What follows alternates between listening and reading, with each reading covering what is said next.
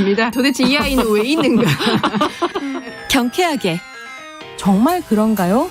외신도 당황한 거죠. 이 사건을 보고. 예. 도대체 한국에서 무슨 일이 벌어지고 있는 거냐. 이거 한국의 성보수주의 때문 아니냐. 할 말은 하면서 같이 고민해보겠습니다. 세상을 보는 따뜻한 시선.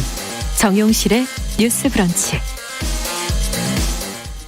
정용실의 뉴스 브런치 2부 시작됐습니다. 이번에는 시인의 시선으로 뉴스에 담긴 이야기와 한 편의 시를 연결해 보는 시간 시시한가인데요.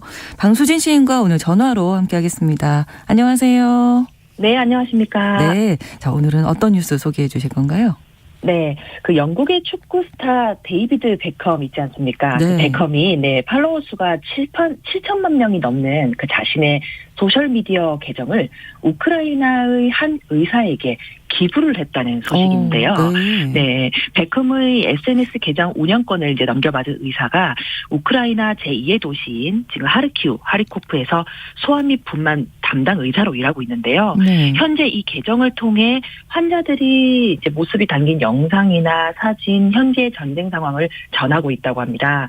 여기에 따르면 주 7일, 24시간 업무 체제라고 하면서 거의 목숨을 걸고 일하는 수준이지만 지금은 사실 그런 걸 신경 쓰기는 어려운 상황이라고 이제 밝혔다고 하는데 네. 팔로워 수가 많은 계정은 사실 비싸게 거래가 되기도 하고 그 자체로도 많은 수입을 얻을 수 있는 자원이 되고 있잖아요. 그렇죠. 요즘 그렇죠. 예, 네. 물론 베컴 정도의 재력이면 이런 계정의 경제적 가치에 연연할 정도는 아니겠지만 네. 이런 기부는 다른 의미에서는 굉장히 의미 있는 결정으로 보입니다. 그렇죠. 이 베컴이 2005년부터 유니세프 대사를 지냈다고 하는데 그래서 다른 나라의 어려운 상황에 대해서 더욱더 관심을 갖지 않았을까 싶고요.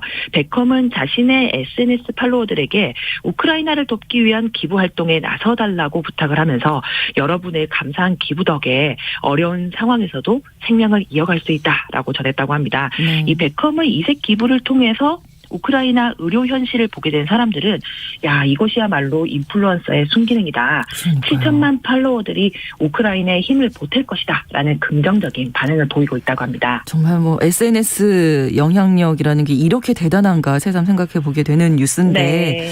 그 데이비드 베컴의 7천만 팔로워라고 하셨나요? 7천만이면 이게 영향력이 어느 정도예요? 좀 와닿게 설명을 해 주신다면. 네, 사실 7천만이라는 건 저 역시도 감히 상상조차 할 수 없는 숫자인데요. 네. 이게 저희가 돈이라고 생각을 해봐도 네. 현금화 시킨다고 하면 이게 제 눈앞에 그쵸. 얼만큼의 이제 지폐가 쌓일지는 상상하기 어렵잖아요. 네네. 만약에 저를 좋아하는 사람이 7천만 명이 줄을 선다고 하면 정말 그 압도적인 느낌이 이제 생각이 드실 것 같은데 네. 2021년 기준 통계로 한국의 인구 수가 얼마인지 아시나요? 우리 5천만이 좀 넘었죠? 네, 맞습니다. 이 베컴의 팔로워 숫자가 훨씬 많네요. 한국 인구수보다 많은 우리 거죠. 인구수보다 네. 많군요. 네, 그래서 베컴의 팔로워 영향력이 한마디로 걸어다니는 국가다, 걸어다니는 세계다, 요 정도의 느낌이라고 보시면 되지 않을까 싶습니다. 그러니까 SNS 우리가 좋아해서 많이들 하시기도 하지만 또 역기능도 있고 이거 계속 이렇게 해도 되나 이런 얘기들도 사실 많았거든요. 폐해에 대해서. 근데 이렇게 선한 영향력을 이렇게 미칠 수 있는 도구가 되기도 한다니까 반갑기도 한데 결국은 어떤 제도가 나오든 무엇이 되든 어떻게 사용하느냐 그게 중요한 것 같습니다. 네, 맞습니다. 저는 개인적으로 SNS가 일상을 좀 지배하는 정도, 네. 중독된 상태가 아니라면 실보다는 사실 득이 많다고 생각을 하는 편입니다. 네. 특히 코로나로 인해서 우리의 삶의 방식이 많은 변화를 맞았잖아요. 그렇죠. 만약에 SNS가 지금처럼 활발하게 발전하지 않았다면 코로나로 인해서 우리가 겪었을 우울감과 좌절감이 맞아요. 사실 지금보다 배는 크지 않았을까 생각해 보게 됩니다. SNS로 그래도 연락을 좀 할 수는 있으니까. 그럼요. 네. 근데 사실 나의 감정을 누군가 소통하고 싶다는 건 굉장히 기본적인 욕구인데 이런 어려움을 겪었을 때 더욱 빠르게 소식을 전하고 도움을 받을 수도 있더라고요. 참 인상 깊었던 주변의 사례가 이번 코로나로 인해서 이제 예상치 못하게 급히 자가격리에 돌입하시게 된 분이 참 많았잖아요. 그런 분들 중에 평소에 이제 SNS에 자기의 근황을 평소처럼 올리면서 확진 사실을 알리니까 맞아요. 주변에서 그분들이 아파서 직접 찾아가지 못하지만 문 앞에 본인이 직접 만든 음식을 걸어두고 간다든지 문 앞에 배달 음식을 놓고 간다든지 하는 그런 선행과 관심을 받았다는 그런 SNS 게시물을 제가 많이 보게 됐습니다. 참 이번 격리 기간이 오히려 주변의 이상의 사랑을 느끼게 된 계기가 아니었을까 하는 생각도 들고 참 이게 SNS의 성기능이다 싶더라고요. 그렇습니다. 어떻게 그 방수진 씨님 주변에도 SNS로 이렇게 선한 영향력 끼치는 분들, 노력하는 분들 계실까요? 네.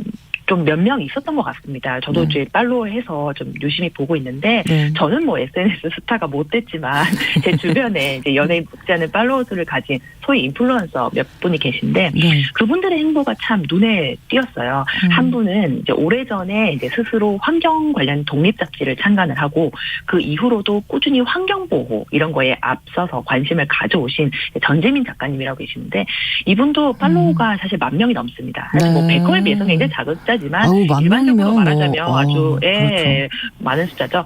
그래서 이분이 친환경 제품에 대한 추천도 해주시고 환경과 사람에 더불어서 삶에 대해서 꾸준히 좋은 메시지를 던져주셨어요.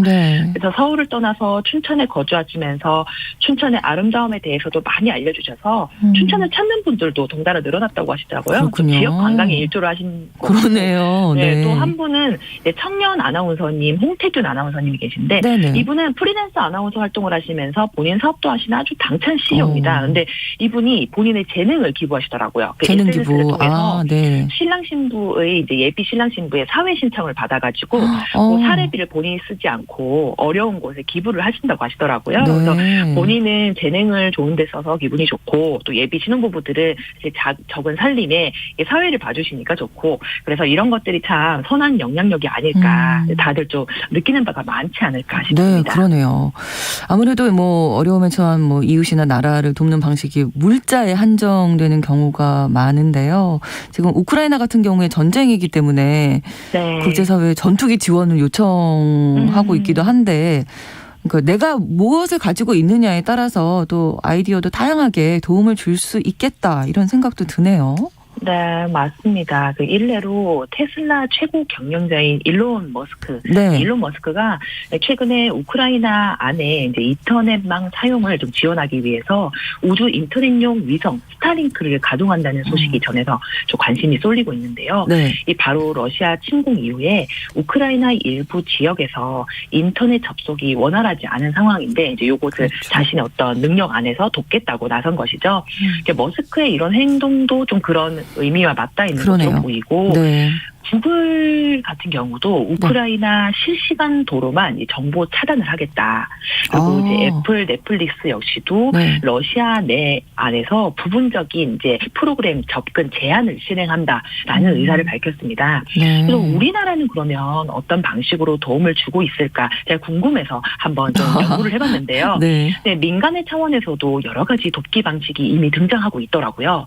우선 전쟁으로 고통받는 우크라이나를 돕기 위해 소셜 네트워크 서비스의 릴레이 챌린지가 좀 이어지고 있었던 것 같습니다. 이 릴레이 챌린지는 주한 우크라이나 대사관에 후원금을 이체하고 우크라이나를 응원하는 글과 챌린지를 상징하는 그림판을 들고 인증사진을 찍어서 SNS에 올린 후에 다음 참가자를 지명하는 순으로 진행된다고 하는데요. 이 우크라이나 돕기 SNS 챌린지는 6.25 전쟁 당시 최대 격전지인 이 호국의 고장을 자처하는 경북 칠곡군에서 자발적으로 시작됐다라고 하는 아주 의미가 깊습니다.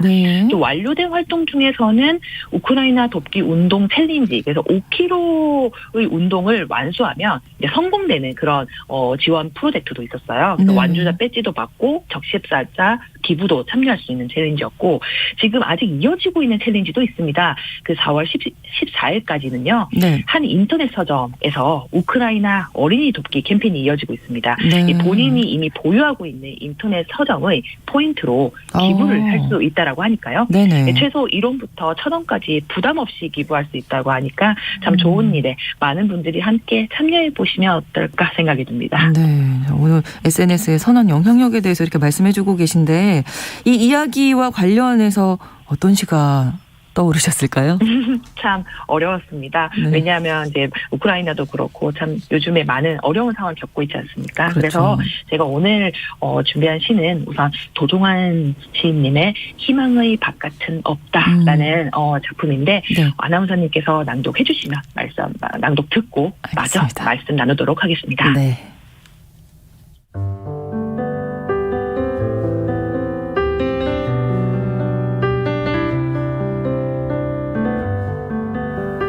희망의 바깥은 없다. 도종환.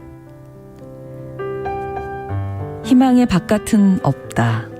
새로운 것은 언제나 낡은 것들 속에서 싹튼다. 얼고 시들어서 흙빛이 된 겨울 이파리 속에서 쓴박이 새 잎은 자란다.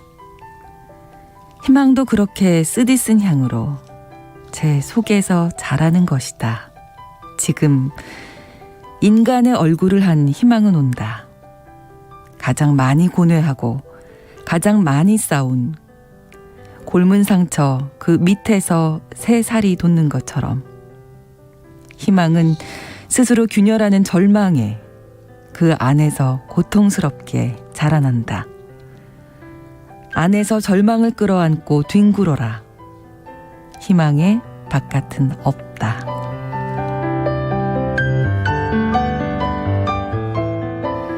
도종환 시인의 희망의 바깥은 없다 소개를 해드렸는데 저도 막 읽으면서 조금 힘이 좀 생기는 것 같아요. 희망의 씨앗이 우리 안에 있다고 말씀해 주시니까. 네. 네. 제가 오늘 작품을 고를 때는 좀 평소보다 좀 조심스럽긴 했습니다. 그래서 오늘 어떤 작품을 소개해드릴까 생각해 봤을 때 오늘 SNS 계정 기부를 통해서 나눔을 통한 희망과 선한 영향력에 대해서 말씀 나눠봤지 않습니까? 네. 그래서 오늘 시만큼은 이 현재 전쟁의 아픔으로 고생하고 있는 우크라이나 시민들에게 전하고 싶은 좀 들려주고 싶은 말 한마디에 대해서 좀 고민을 해봤습니다. 그러셨군요. 네, 우크라이나의 현재는 지금 시인의 말처럼 비록 좀 얼고 시든 겨울 이파리처럼 좀 차갑고 힘겨울 수 있겠지만요. 네. 그렇지만 이제 겨울 이파리 속에서도 쓴박이 새 잎이 자라듯이 희망은 좀 반드시 그 쓰디쓴 향으로 그리고 그 절망 속에서 새싹을 틔우고 자라고 있지 않을까라는 생각을 해봤습니다. 네. 네, 도종환 시인의 말처럼